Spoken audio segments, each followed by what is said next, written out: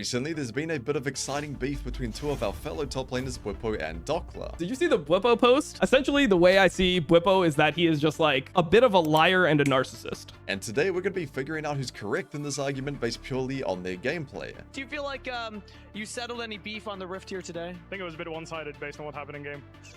So we're going to be breaking down and reviewing all 4 of their recent games that they played up against one another in their playoff series to see who did best in the laning phase. We'll be breaking down all their lanes, a little bit of the mid game to see who came out on top, because of course talk is cheap. Let's let our gameplay do the talking, and let's get started. First up, we have the Rumble vs Ambessa matchup. Now, DHOKLA did blind pick Rumble in this game, really OP champ in the meta at the moment, and was countered, but I wouldn't really call it a counter, by Ambessa. This matchup is Rumble favored. He just picked Ambessa for the comp. Of course, Wukong Rel dive comp. Ambessa is a great pick here, and nothing really shits on Rumble anyway. But with that being said, I would expect Rumble to have control of the lane. Now, one thing I don't like that BWIPO did here, even though his jungler is very good, is leashing here. Even if your jungler's name is inspired, if you have to leash and then get poked on your way back to lane like this, really hard pressured, it's just not worth it. He has to start this matchup down 200 HP. It's just not worth it in the grand scheme of things. DHOKLA could look to punish that advantage if he plays the waves really well. Now, level 1, DHOKLA's doing a good job respecting while his E's were down. He doesn't want to tank a free Q. The damage would be small, but he would lose his bone plating, so he doesn't want to give that up for free. It's a really good sidestep at the beginning, dodging out on that Q2. It's really important not to lose a free bone plating so that you can staunch a bit harder. So I would say here, I'd like to see DHOKLA staunching more. It's game 1 on stage, so you do expect a little bit of, being passive here. But right now, the Ambessa just used her 2 abilities right in front of your face. You have bone plating, your E's up soon. I'd like to see him run at him and start auto-attacking and E, and then walk into the bush to drop that minion aggro. A little bit too passive here. Level 2, it's what we like to see. So one thing that he could have done a bit better here, you'll notice he got level 2 at pretty much the same time as the Ambessa. So what he could have done to get level 2 with an advantage is hit the wave a lot more. Rumble's not a champion like Jax, where if you don't cleanly crash a wave, your Nexus explodes if it gets stuck in. Rumble has a lot of range wave clear. You don't have to care too much if your wave gets in a weird spot. You can always get that in. And if he got level 2 vs 1 advantage, he could really get a good trade there, and even look for a 2-wave crash as well if he did want a clean crash. So here, he could have hit the wave a little bit more and use that level 2 vs 1 advantage. But really good on BWIPO. If you're getting pushed in, the worst thing you can do is sit back and sit on your hands and do nothing and give them full control of the wave. Really good of him to trim the wave a lot to match that level 2 at the same time so that he didn't get his head cooked off level 2. So far, so good for BWIPO apart from the leash. Okay, so this W in here, I get the intention. He wants to block a bit of Q and get the enhanced damage from W. The issue here is that spacing is too far from DHOKLA here. It's pretty good spacing. Q, click backwards. He needs to lead with movement a little bit more here, BWIPO, before he goes for this W. You can see he's out of W range, and if DHOKLA hit that harpoon, he would have tanked pretty much the majority of this Q here, so that could have ended up being poor trade for BWIPO there, but both parties kind of played it off. So when you play champs with gap closers like Ambessa, like Fiora, a lot of players make the mistake here, where they lead with their gap closer, lead with their dash, but if you can lead with movement and give yourself a higher chance of hitting that dash ability, or, really getting value out of mobility, it's a lot better than just, sending it like that. Level 3, so what I'd like to see DHOKLA do here a bit more is just use your level 3. You know Wukong's pathing down because you warded for yourself level 1. Technically you could go for a cheese gank, but he's not going to gank you on blue buff Wukong. So you can see he could just be playing this a little bit more aggressive. One thing I want to check as well is, did he lose his overheat? So he lost his overheat here. Okay, so the overheat's okay, because if he hit the E that overheated him, he could have really destroyed the Ambessa here. One thing I don't like is the back clicks. I'm a back click hater. The back click initially to dodge W was amazing, but this back click here is just too passive. He's kind of what if your E hit? You're going to miss out on so much extra damage. You don't want to assume your E's going to miss. Hit that E, walk on this guy, start bashing him down. So far, I'd say he's playing quite passive in a matchup that's quite favored for him. Nice trade there, level 3 vs 2. Yep, that was good. Gets the wave in, and now wave 4 can bounce back near the middle. So one thing I would like to see him do is actually crash wave 3 with a lot more intention, a lot more quickly. If you crash wave 3 fast enough, the whole wave dies before wave 4 barely touches it, and you can get wave 4 to sit back in the middle. Then he could be using this bush. Look how low this Ambessa is. He could be using this bush to zone him and make her walk up. He got such a good advantage from the Ambessa leashing and from some of the good trades that he got. If he bounces his way back to the center, he can completely zone Ambessa away from the wave, make it really painful. She could play it out with Potion Cookie and W and stuff like that, but it's still going to be at a much harder spot than her wave being back here. You can see how close she is to tower. So it's really hard for Rumble to walk behind the creeps and sort of zone him, compared to if the wave was up here. Plus it's a minion. Okay, I want to see you click backwards, maintain your bone plating. So there, I like the little micro movements. It's a really good Q2 by BWIPO, to be honest. But one thing that DHOKLA could have done here is like, you don't need a staunch. You don't need to give it to her. You just use your W in front of her face to dodge Q. Really good, by the way. He used W. He pretended to go near her and click back to bait out Q1. And while her Qs are down, he's got a big trade timer. But here he just had to respect a little bit more for Q2 to fall off. You can see he doesn't have much time left. He has to use it really shortly, but he gave the bone plating pop. If he had bone plating right now, then he could play a lot more aggressive. I mean, he can anyway, he's stronger, but bone plating would make this trade a lot nicer. If you're going to take bone plating, you have to play it with intention. If you just want to tank damage and brute force, you know, second one's going to be your best friend now. Okay, so he popped his overheat here. We have to be really careful of that. Unless you're actually hard shoving a wave or getting overheat auto trades in. Overheating just drops too much pressure, because right now, of course, you can't use abilities. And then you have to restack your heat. And then so you use your cooldowns, you have to wait for the cooldown to come back up. It's a lot of time where your opponent gets breathing room if you drop heat like this. So you have to be really careful not to break it like that. I'll see if BWIPO put pressure on him to break it, or if it's just kind of a mistake here. 130, dashes in. So he assumed BWIPO was going to dash onto him because he used E. So really good by BWIPO, really faking him out. This player is really good at mind gaming, I'd say, from what I've seen. He pretended like he's going to E in. The E kind of does nothing. Yeah, maybe he just did it for a minion. Maybe I'm giving him too much credit, but I'd like to think he tried to bait out the Rumble overheat here. Walks up. So you can see how low the cook damage is if you don't have any heat here. Okay, so what I'd like to see now is you need to get this wave in. So a really good ward. I'd like to see it. Actually, no, Wukong can go around the back. This is a good ward. Deep ward is fine, but Wukong could technically do around the back. But I wouldn't be too scared. You can't die here. You will lose flash if Wukong ganks you, but you won't die to Wukong. He's just a Wukong with no ulti. But here I'd like to see him get this wave in. Again, bounce the way back to the center. And he's keeping the wave. And again, he's a range champ. It's not like he's getting punished for the wave being here compared to if he was Jax or Camille. But he can't punish the Ambessa as hard with the wave here, because Ambessa can just chill under tower. And if you actually check the CS here, 27 to 30 with 3 on the way. So after this wave, we can get a good read if DHOKLA doesn't kill this one. 28 to 31. So 3 CS gap in this matchup with Ambessa leashing, I'll just say it's not enough, to be honest. I like this, pull it back, really good ward in the bush, by the way, by BWIPO. If you can't get push, which you can't in this matchup, warding this bush is amazing. Not just for spotting Jarvan potential cheese gangs, but also for stuff like that. You know what Rumble's doing exactly. So here I remember checking, I was curious if he overheated on purpose. So I think BWIPO fake recalled here. So if we watched from DHOKLA's vision, he felt like BWIPO was basing, because if he walks up with this much HP, it's kind of scary versus level 5 Rumble. So he popped his overheat. I think we do see BWIPO here, of course, but I feel like he's already casted Q, by the way. He's already decided that BWIPO is basing, and he just pops his overheat to get this wave in. It ends up costing him a little bit, though, because now the wave is just pushing in, and BWIPO gets another cannon wave for free. So now he's starting to do a lot better, bouncing back the wave. This is what I really wanted to see early game, where BWIPO is 200 HP, level 2, level 3, level 2, doesn't matter. This is what I really wanted to see. The stand behind the casters, the wave here. This is how you punish your opponent really hard. Really good. I love this backstop by him. I'm going to give him extra points for that one. Really, really good stuff. And now the lane's over, you have to go bottom. So I just want to, I'd say for every game we watch, I'm not going to go through the entire 40-minute game every time. I just want to watch 1 or 2 key moments of each game to see who's playing in the impactful team fights and skirmishes a lot better. So now I've jumped to a late game team fight around 21 minutes. These are what makes or breaks the game. And right now we can see 100 Thieves have a slight lead. DHOKLA's in a really good position. He's in a much stronger spike right now than Ambessa. Hexdrinker Cyclo Sword is just not as strong in this team fight compared to what Rumble can do. So I'm excited to see how both of them play it here. So DHOKLA killing this pink, really good by him. So if we put it on their vision, really good understanding by Busio here, but we don't care about supports. The reason I bring it up here is when there's flankers in the game, one player has to mark them. There's one designated flank, marker of flanks. And right now, based on DHOKLA's positioning, that has to be him. So him walking up here and kind of leashing this dragon is a mistake. You can't be up. I know he's not using spells on it, which is great. I'm happy he's not doing that. But his positioning is really off in this fight. he needs to be marking the flankers. In every fight in river like this, one team takes top river and one team takes bot river.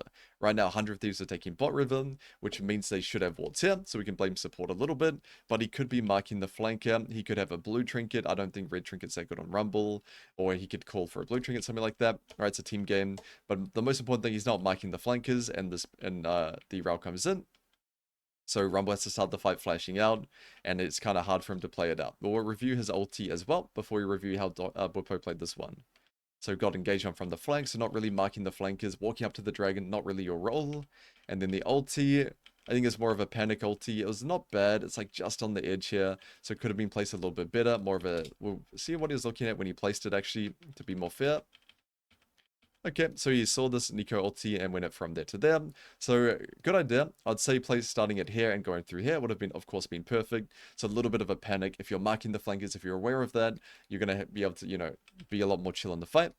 And it's going to help you not panic, flash ulti, you know, straight away and help you with that ulti placement. He could have really done a lot more damage in this fight. So if we watch it from Ambessa, so Ambessa's job in this fight is just to follow up dive Wukong or Rel. Especially, again, it's a team game. You know your teammate's flanking. He's saying he's flanking. You see him, even if he didn't say anything for some reason.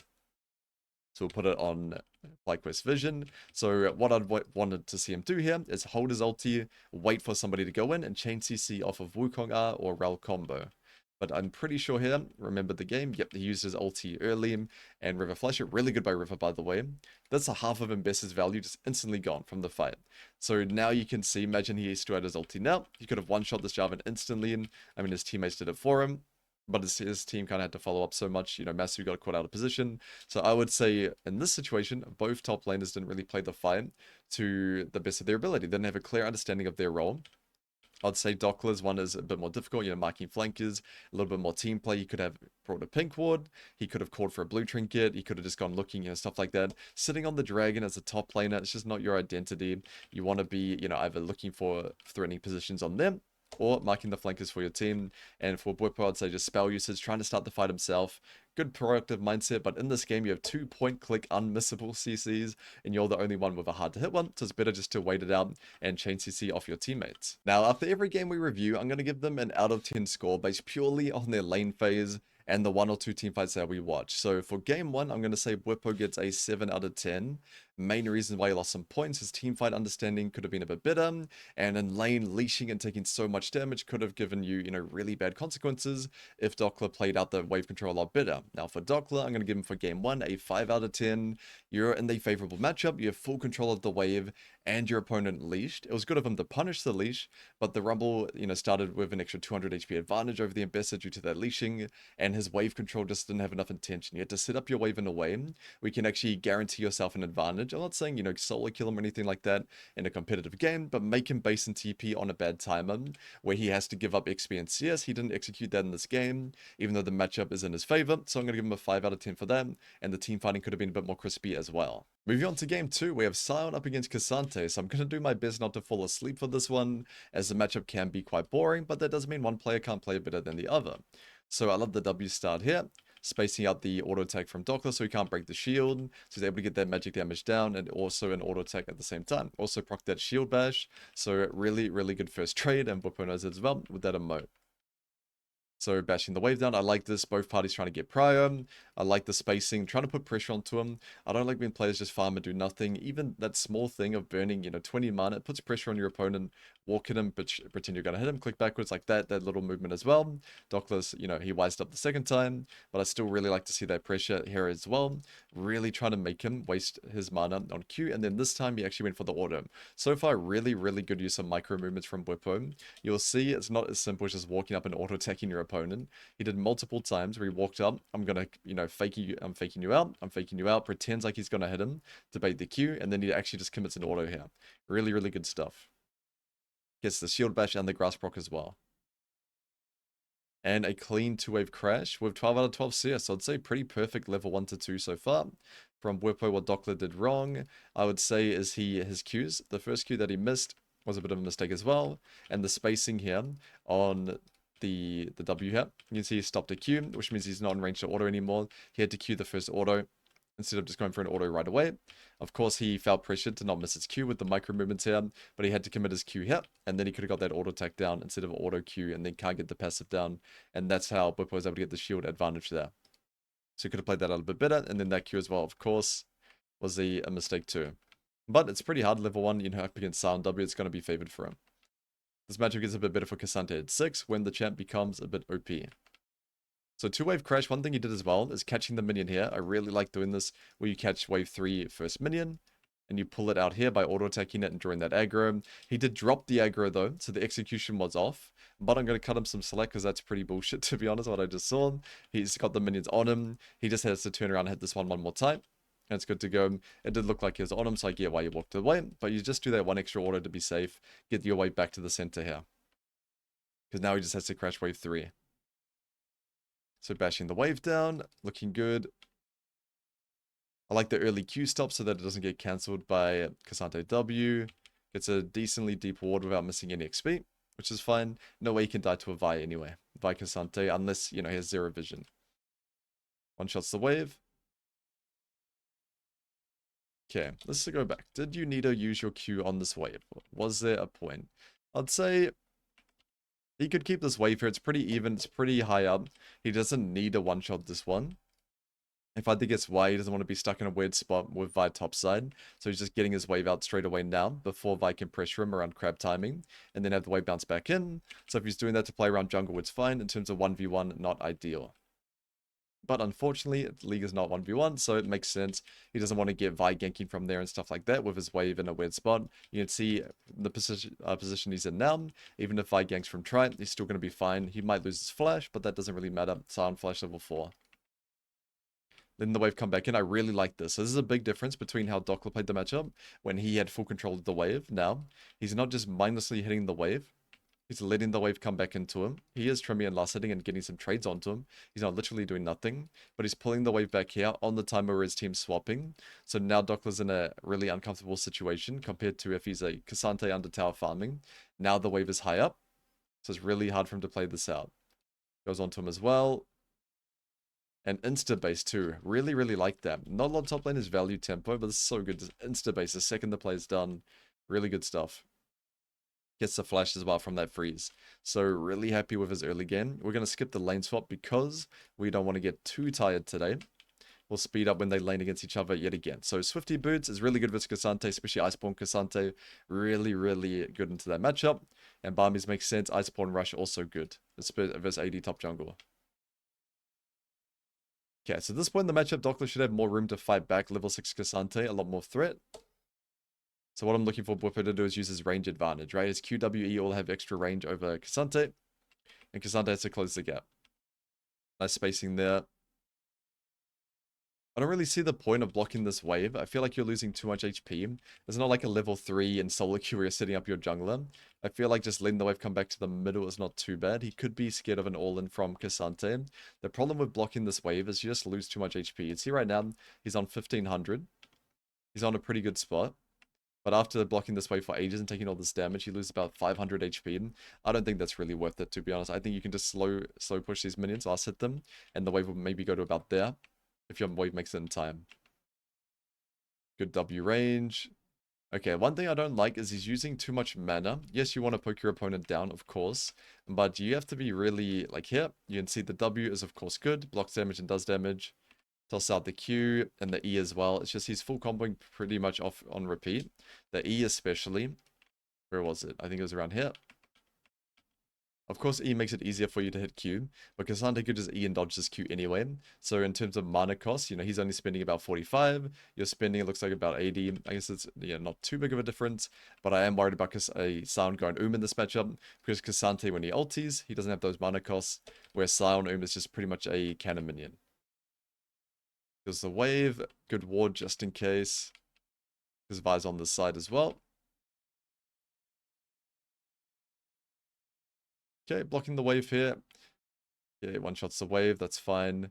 So this is where you just need a base and TP. I feel like you're in too bad of a position resource-wise. You have no mana, you have 800 HP. I think it's just too hard to play this out with the wave in the center. So a base would be good here. TP if you have to, or just base and ulti down either way. K'Sante goes in. Yeah, I don't think it's going to be winning. Okay, DHOKLA gets level 9, pops ulti, yeah, just burns the flash straight away. Again, flash on Sion doesn't matter. It's not like a Renekton flash W or anything like that, right? It's still just I'd say not worth it. Just staying here and getting shit on, losing your flash, being 1 HP. I would have liked to see him base and come back to lane. But again, it's not the end of the world in this type of matchup. You're not going to get punished. So here, K'Sante had to base. It looks a bit weird when he's stronger, but he's basing. But it's just weak side, strong side. The Xin Zhao could just be coming through here. And if we check DHOKLA's vision, doesn't have a ward there. It's not really worth going to get the ward there anyway. It's just better to base and TP back. And now you're going to be stronger. So I would say in general, it's pretty even across the board at this point of the lane. The 1 to 4, we definitely have to give it to BWIPO though. I think he played the wave control quite well. There are timings when he pushed it, when he could have held it, but that could have been due, and I'm going to say it was, due to jungle being topside. So I'm not really going to deduct too many points for that. But letting the wave bounce back in level 5 on the lane swap timer, I really, really like that. Alright, let's check out a couple of team fights to see if they understand their roles in this game. But it is pretty straightforward here. We have a strong backline comp with Varus and Talia. So Sion's mainly going to be playing front to back and making space for them. K'Sante can look to pure for center or dive with jungle mid. I'd say in this game, definitely going to be diving with jungle mid, not team fighting, peeling for the static shiv at center here.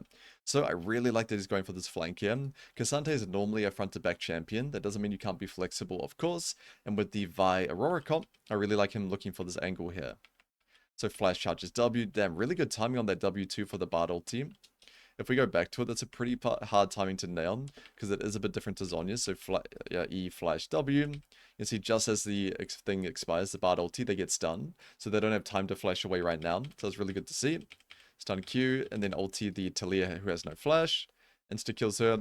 Really, really good stuff from DHOKLA in that fight. Really impressed with that one. Now let's see the Sion has to ulti to catch up, which is fine. He doesn't get pushed 1v1, so he's stuck under tower. Comes in. I'd say the driving license could be a bit more on point. Could have curved a little bit more to the left. Just unable to get the knock up there, so the Bard actually manages to live. Goes in and Qs, but this point's already over. His mid lane did get caught out of position, so not a lot he could have done apart from driving that ulti a bit better. But let's watch the actual game-winning fight, the one they gave 100 Thieves Baron. So we'll do it on DHOKLA's point of view first. You can see him going in first, really good. Of course, you're a 2-item K'Sante. You will be the one face checking, or no one will be. So you go in right away. I like this. EW. I'm not a fan of the E here. You're trying to engage on K'Sante, not really an engaged champ. Be patient. Your Vi's flanking. I think both teams aren't playing around their flankers very well. This guy's going for a hero flank. Last game it was Rel. Don't EW, just walk in. If they go on you, if Alistair goes on you, just W, it's fine. Let your team walk up. You're not really the engage. I'm not a fan of that E there. I think you can just walk, use W, and then hold your E in case you need to use it to get out of a position that looks like this. So it goes in. Flash ulti. Okay, a little bit of a panic there. So I think this is a common thing from DHOKLA so far in the series, the panic team fighting. Same thing on the Rumble game. So what I mean by that is he should be chilling right here. The reason why he can chill, he's still 3000 HP on the tankiest champ in League of Legends, and Bard just ultied the Talia. So he's not really under any threat. He still has flash, still has ulti. They just used a lot of their CC on you. I feel like he's a little bit too panicked here. For the flash ulti onto Sion, didn't really need to do that, could have tanked a bit more damage, let his Vi go in and kind of use his flash ulti a bit better later on, instead of flash ulting instantly to save himself. But then just fights with FBI, that's perfectly fine. Now we'll look at it from Sion's point of view. So I like this, queuing whoever face checks. So here charging Q would be good, really good scrying bloom actually from Xin Zhao there. So I get that he's trying to make space here. A really important part of his champion, like walk at the backline so that they can't walk up. I think going off to the side here, so far away from your Varus Talia, is a mistake. He should have been playing more so up here. So instead of clicking down, he should be clicking up here so they can play this area. If they were playing this area, then he can play down here. But because his team has to kite backwards to this, these two chokes, him playing up here and giving them space will be a little bit better. So the way in which he made space was just kind of the wrong direction. And then he got pushed even further away. So he's so far away from his two backline.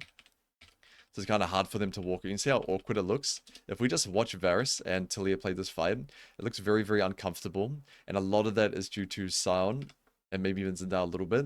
But it looks like he walked backwards, so mainly Sion not walking up and making space. The more your front line walks up, the more your back line can walk up as well. But now you can see if we watch Varus and Talia, it's like, oh shit, I can't really walk up. Sion needs to walk at this Aurora, make her run backwards, because they don't want to just tank her full combo for free like that.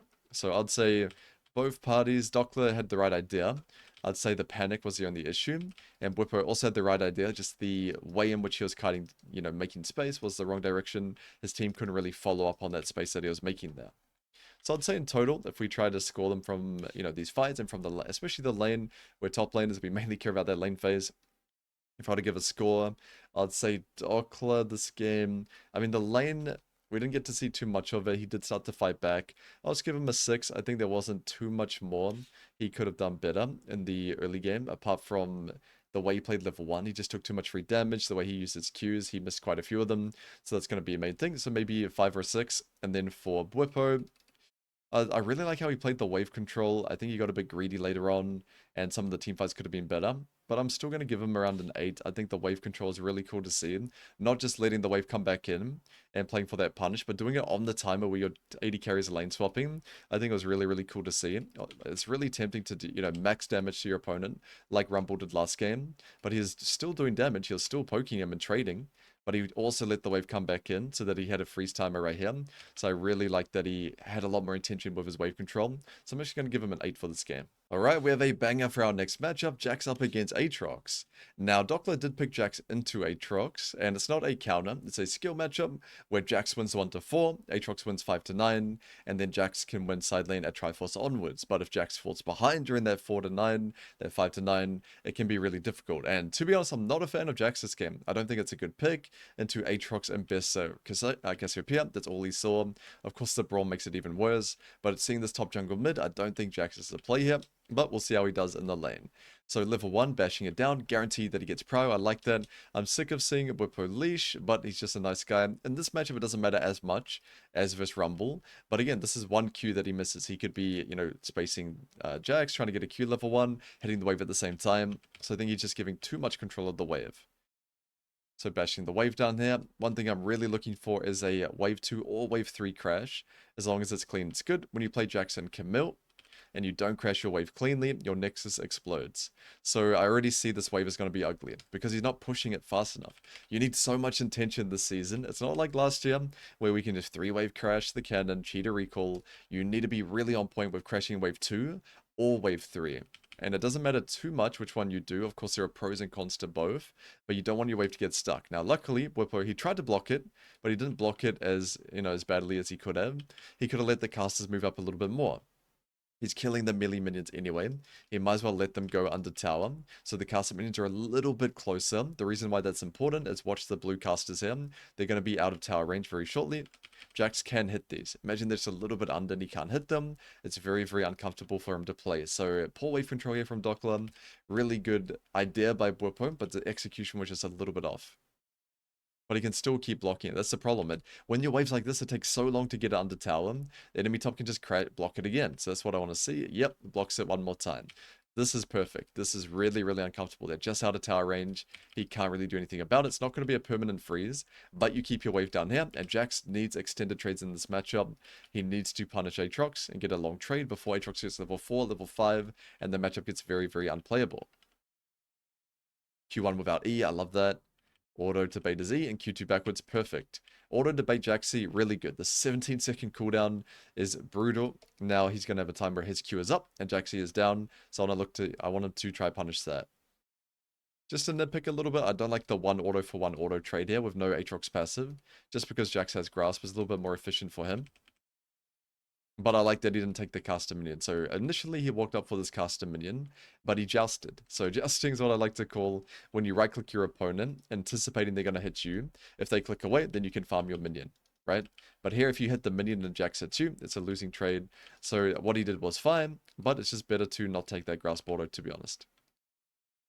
He got the caster minion though, so definitely worth. So Q1, level 4, yeah, this is what I'm looking for. The E's still on cooldown, your passive and your Q's back up.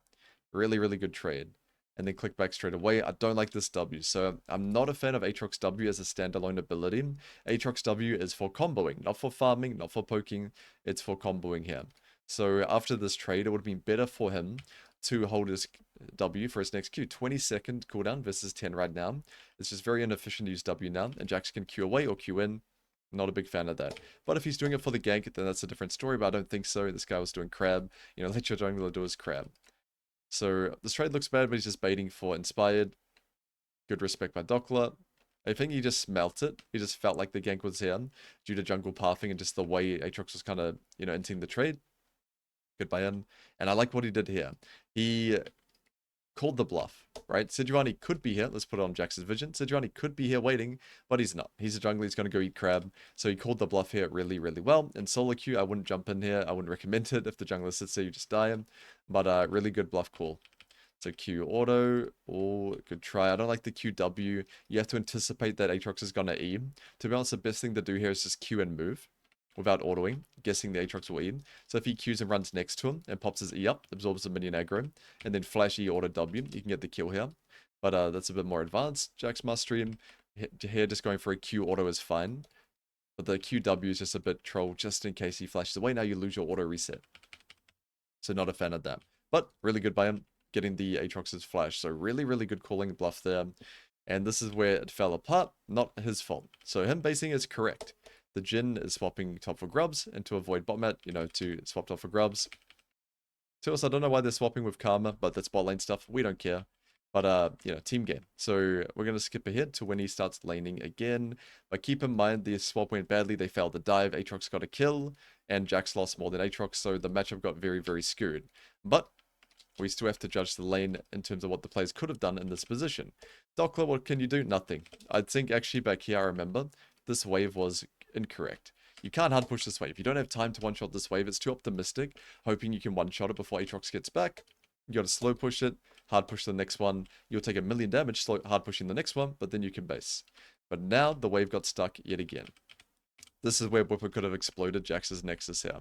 If he just blocked this wave and kept it here, unplayable for Jax, because he's got vision as well. He'll see if Jax just stitches the wave and runs to his team.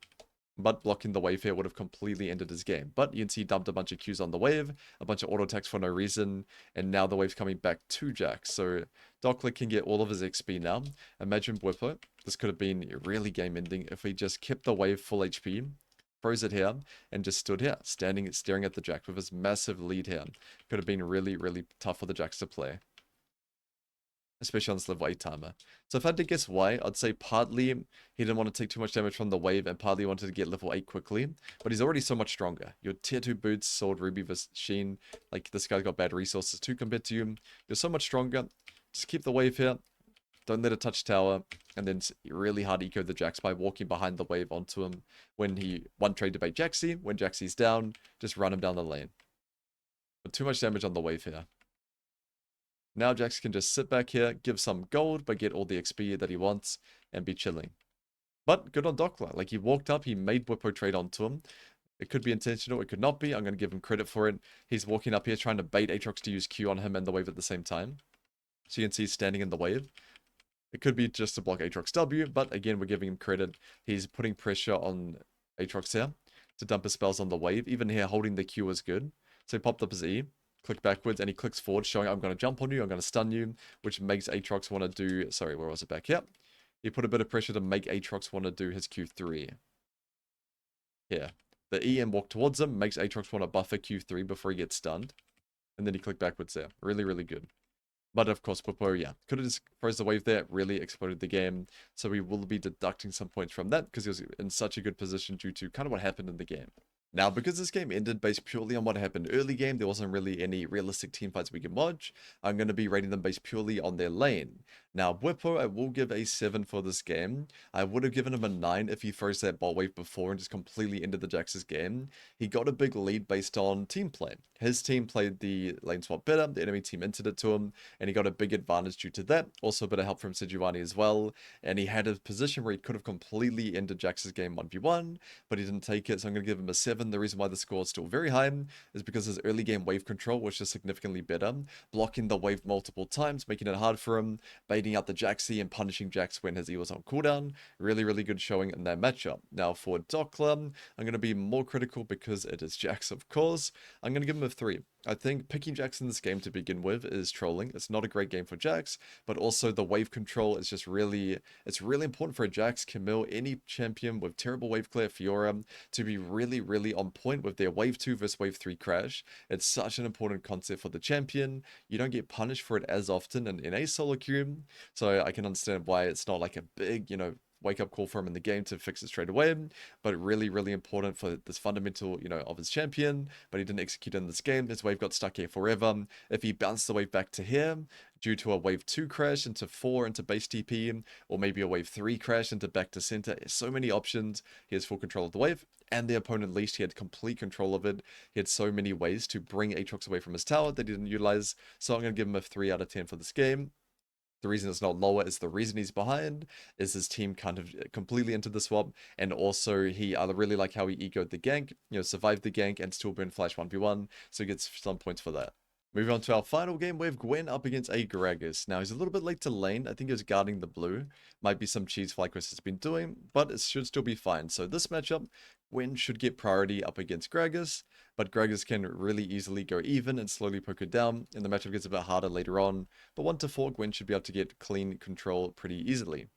Now, in terms of the first trade, of course, that's leashing gap. Not leashing, but jungle guarding gap. So we'll blame the jungler for that one.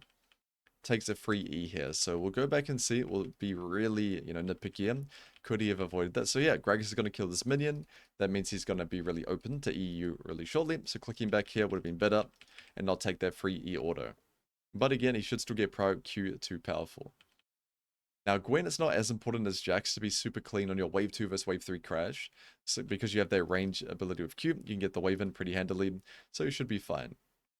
Now, one thing I want to touch on briefly that affects the lane is Trundle's little drive-by, getting a kill onto Lee Sin mid, and now going top.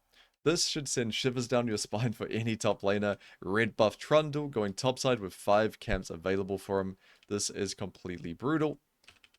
Really, really hard, which the reason why 5 camps matters is that means he can be top for a long time. 5 camps including Scuttle, he's not going anywhere until 4 minutes, so you have to play around that.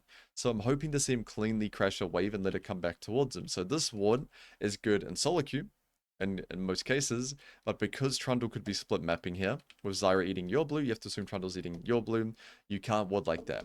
This is the ward if jungler's going to do like Raptors Red Golem's top or something like that, or blue start full clear top. This ward is not good in this situation because you're split map. If your jungler's doing blue, the enemy jungler's not just going to give blue for free, so warding the stop push will give you a lot better information. You'll still see if they choose to come out here, but you'll also see them around here if they do gank you through river. Now, the big thing I'm looking for, you must crash this wave. If you don't crash the wave, you cannot play versus Trundle. So I want to see him get a fat Q onto the wave, not on the Gragas. Like I'm saying, Gragas is a neutralizer. His job is just to go even against you, absorb your poke, heal it back. You need to use your Q on the wave, get level 3, 2 points Q, and one-shot this wave. He could have just one-shot this wave here, even if Gragas blocks it, right? Gragas could block it. He's Gragas. You just run and go find Trundle, because this is just how you have to play a split map. You just can't play your lane normally in a split map situation. Now, BWIPO's done a good job blocking. This was his major mistake, I remember. He used his spells too early. We'll put on his vision. Your jungler's 200 miles away. You do not walk up and use all your abilities now. He has no CC right now, and Trundle's nowhere near. So it's better for him if he just chilled up here, put pressure on Gwen, and then run it over with the Trundle. You can always E-flash if you have to, but now you have no CC, and you're only 100 HP, so you feel very, very scared to contribute to this gank here.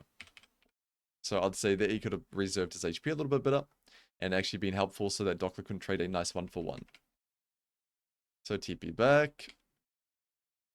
So we could blame jungle gap for that, but your wave is in that position because you didn't have that intention of, I need to cleanly crash this wave, have it bounce back, I need to find their jungler could be split mapping, my jungler's doing blue, I have to assume their jungler can as well, and he didn't ward around that either. Good slow push here, go get your ward down, good stuff. Okay, so again, Trundle's going to be top forever because there was 5 camps, but because he spent a bit of time to kill you, he still has camps to eat. He spent 30 seconds killing top and dying, so he's still got a lot of camps to eat topside. So we have to assume he's up there. So we'll see how he plays it. It's a pretty hard position to be in, I'd say. All you can do is slow push this wave, hard push the next one, and then just hold your abilities. You cannot trade into Gragas. Yes, you're level 5 versus 4. Yes, you can win it, but this doesn't benefit you because you're weak side right now. So this is very, very solo queue. Slow push this wave, hard push the next one. And I think he didn't see Trundle coming. That tells me 2 things. It's less, for me, this is less about map awareness. Everyone has pretty good map awareness in pro level. It's more about he's not anticipating, okay, my jungler is playing bot side, their jungler's top side. I haven't seen him on this ward as well. So I have to assume he's top. He might not be. He might be on his way ganking bottom or something, but we have to assume he's top because he died when he still had top camps left to kill. So there's a really high likelihood that he is here. And you can see because he wasn't anticipating it, he used his W, 10 seconds before the gank. And he didn't use E to dodge the Gragas Q. So now he is just dead. So it's hard to give BWIPO many, score BWIPO for this lane. It was very, very much jungle gap. But DHOKLA didn't play around that jungle at all when he knew it was a split map setting. I do think BWIPO did a good job of like blocking the wave and putting pressure on him and keeping him interested, making it difficult for him. But I would say in terms of lane phase, it's pretty hard to judge. It's mainly around how he played around the split map scenario in this game. Moving on to the team fighting, and if you're curious about how strong they are right now, it's pretty sad. Gragas is level 13 with Protobelt, so in a pretty good position. Gwen, Riftmaker, level 11, so definitely weaker in this fight. So I really like that he's marking the flank here. BWIPO trying to flank on 200 Thieves. DHOKLA marking him, really cool to see that, adaptation from game 1. And then jumping the wall here. So I would say jumping the wall here is perfectly fine. He already chased the Gragas away. He seems very aware of it. And he's putting a lot of pressure on Rakan and the enemy backline as well. They have to be mindful. The thing I really didn't like about this fight is your W usage. It's a really bad habit on Gwen to use W just because you're fighting. You only need to use it if you need to use it, right? Here, nothing is being chucked at you. You're just Wing the Rakan W. You don't have to go on Rakan right away when your E's on cooldown. Just E over the wall. Or even, it'd be good to, just E over the wall. Auto attack this pink ward here to get your E reduced cooldown. He did that. You don't need to go hit him right now. Just wait for your E. Play a bit more patient. You don't need to run at him and use W for Rakan W. Just not worth it here. Now, however, BWIPO is definitely going to lose points for its team fighting in this game. It's pretty diabolical. E instant dead. So, similar to the Ambessa game, just let your team go on. You're a no-flash Gragas. Let your Rakan start the fight. Be patient. Rakan just used W as well. He might not have been combing or anything like that, so we could blame support, but we take full accountability in top lane. Here, he should just wait patiently, or if he wants to try engage, he can go for a no-scope ulti, non-committal. But the best play is, of course, waiting for Rakan. Rakan did mess up in this fight, of course, but from top lane point of view, you can't just Ian on this in this situation right now. It's just too hard of an angle. You just get instantly one-shot here. DHOKLA, I think, played this fight really well, apart from the W. He goes in, wastes a lot of time, puts pressure on the backline. You can see it's kind of hard for their backline. Disengages the Trundle while he has Trundle ulti onto him. And then loops back around, plays it slow, and now goes in for a really good ulti onto like 3 people. So as a level 11 Gwen with 1 item, I think he played that fight really, really well. So fight number 2. TP's in. I think this fight started out good. Where is he? So goes on them here. Burns flash from AD carry. Could have held R2, but it doesn't matter too much. He held the R3 quite well. I like what he did there. It's a good try. Just out of Q range or just hitting. It's hard to tell. Either way, here the fight's done, right? An important skill of team fighting is registering, reading when the fight's done. And it's done now. They're all kiting away. Just back out and you see he's running as like a squishy, 1 or 2 item Gwen. He's just going to get one shot. As soon as his abilities were down, he had nothing left in the tank. He should have backed off. He kind of baited his team into battle. But, someone could have been shot calling it too. So we can't give him full blame for that. But I'm going to anyway. Now for Gragas here, same thing. So goes for a little montage onto FBI, wastes his time. Perfectly fine, so far so good. He's making it really uncomfortable for Corki. 2 item Corki to come in here. But this is where it kind of falls apart as well. Just goes in, instantly dead yet again. So he's going to lose a lot of marks for team fighting in this game. And there's one more team fight. The game losing play was Lee Sin getting caught and giving Baron. So we're not going to care about that. But this fight here. So setting up for Aatrox. We mainly want to play front to back here. With Zyra and with Corki. Our Zyra is really strong, and Corki's 3 items as well. I don't like taking so much damage from the Aatrox. I'd like to see him up here, like FBI is doing. I don't think FBI should be the one making this much space. I think you're too tunneled on the Aatrox here. You need to move up and sort of be up here. It's just too awkward, like focus tunnel visioning way too out on this objective. The fight around the objective is way more important here. It's way too hard for your team to play when you're so far back. But Greg's BWIPO yet again, watched it from his point of view. Well, he was also a bit too tunneled on the Aatrox. QR, yeah, you just can't chuck QR there. Versus Corki, Israel, any AD carry should be able to dash it. Very mechanical roll. Just a waste of your ulti. Again, chain CC it off your teammate. Would be the best move here. Wait for Rakan to hit something. Like here, Rakan, pretty bad W, right? Actually, not too bad. We can just kill, like, Chunk Nautilus.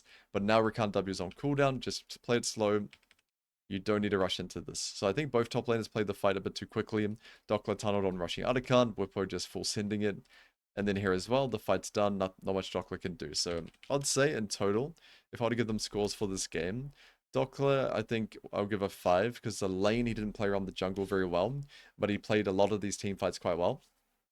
And it's a pretty hard game. His team's really far behind. He's just a lot of bullshit. So I'll give him a 5. The team fighting bumps him up a bit. Actually a 6. I kind of like what he did, the weaving and now the pit. I'll give him a 6. BWIPO, I'll probably give a 3 for this game. Definitely his worst one. I know he made some super plays in the game, but the lane with that much, you know, the first gank should have been a clean kill. He just took way too much damage when Trundle was too far away. And then the team fighting was just too diabolical for me to give him any higher than a 3. Alright team, that's it for now. I'll put the final scores up on the screen in terms of what I ranked them out of 10 from each game. And as you can see, BWIPO did play a little bit better overall, and this was largely due to the gap in wave control. So if DHOKLA can work on that, he'll be in a much better position the next time they play up against each other. But if you enjoyed the video, let me know in the comments below if you want me to review more pro games like this. I'd love to. Just let me know, and I'll see you all next time.